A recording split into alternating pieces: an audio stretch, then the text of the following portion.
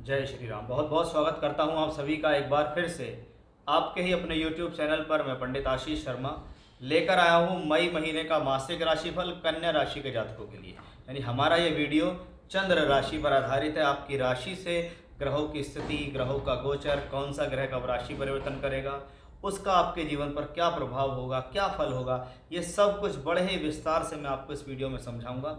एक एक विषय में जानकारी मिलेगी, कोई भी मुख्य तथ्य नहीं छूट पाएगा, क्योंकि कोई ना कोई ग्रह कुछ ना किसी जिम्मेदारी से बंधा हुआ है और उसी के बारे में हम आपको यहाँ पूरी जानकारी देंगे। सबसे पहले देखेंगे ग्रहों की स्थितियाँ कहाँ हैं, कौन सा ग्रह कब राशि परिवर्तन करेगा, फिर आपको महीने में ग्रहों का क्या फलित है वो बताएंगे। आइए देखिए, कन्या राशि है आपकी। आपकी राशि में केतु का गोचर है जो कि चंद्रमा के एग्जैक्ट ऊपर चल रहा है, यानी आपकी राशि के ऊपर केतु। और जब राशि के ऊपर केतु होता है तो मैंने बहुत बार सावधानियां कही हैं कि भाई ऐसी स्थिति में अपने मन पर बहुत संयम रख के चलें, मन को चंचल ना होने दें, क्रोधित ना होने दें।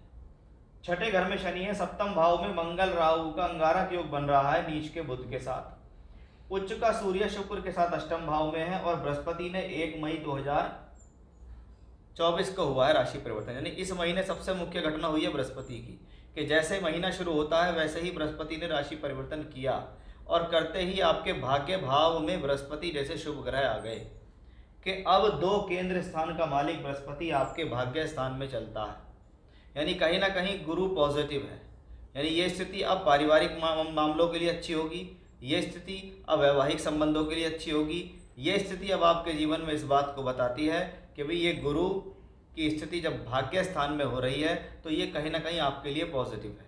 हालांकि इससे संबंधित वीडियो मैंने बनाया है, सभी 12 राशियों के वीडियो बनाए जिसमें बहुत ही विस्तार से चर्चा हुई है कि गुरु का राशि परिवर्तन कैसा होगा कन्या राशि के लिए। तो आप उसको देखिए, वहां से आपको और ज़्यादा डिटेल में समझ में आता है। अब सबसे पहले हमने देखेंगे कि हमने देखा है शनि को कि शनि छठे भाव में है।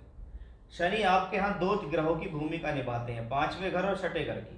पंचम भाव शिक्षा विद्या बुद्धि है तो छठा भाव रोग ऋण शत्रु है।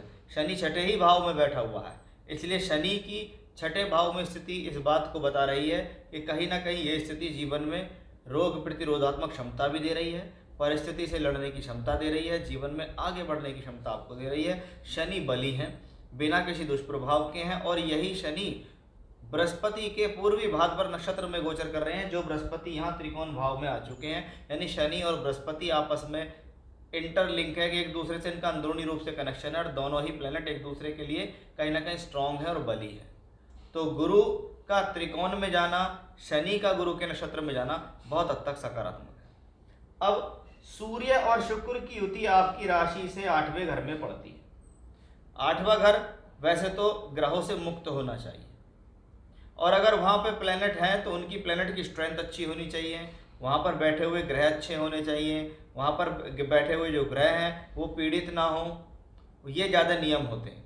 अब अष्टम भाव में कौन है? 12वें घर का मालिक अष्टम भाव में सूर्य विपरीत राजयोग बना रहा है और ये विपरीत राजयोग का मतलब होता है कि जब जब जीवन में विषम परिस्थितियों में आप फंसते हैं तो ये आपको वहाँ से विजय या सफलता दिला देता है।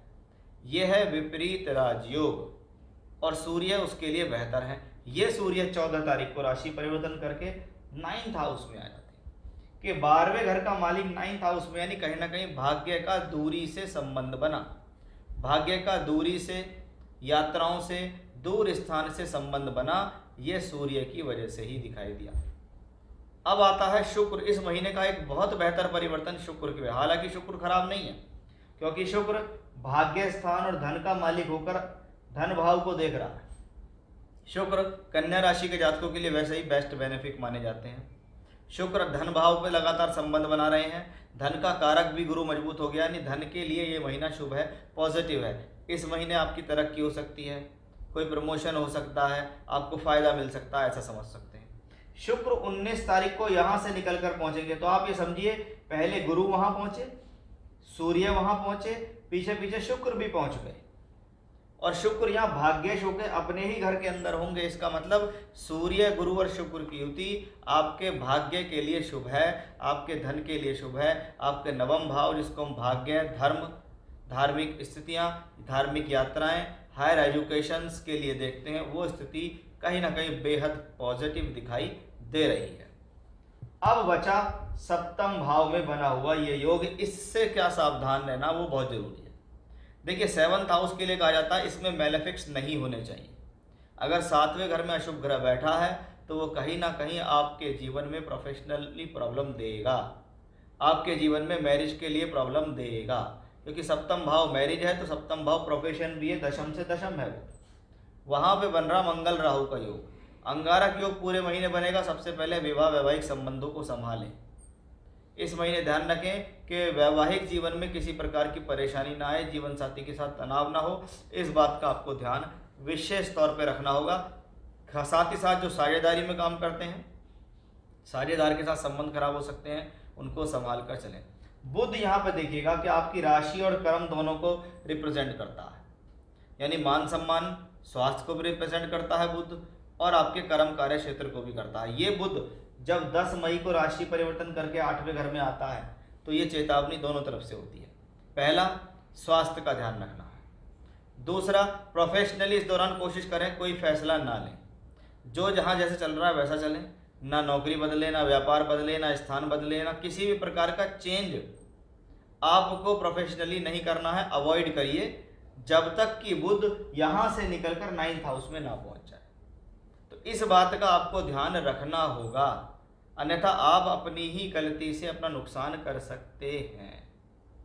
तो क्या क्या सावधानी इस महीने है, कौन कौन सा ग्रह आपको क्या दे रहा है, वो सब मैंने आपको इस वीडियो में जानकारी दी है। उसको सुनिए, उसको समझिए, अपने दिमाग में रखिए और जीवन में आगे बढ़िए। जय श्री राम।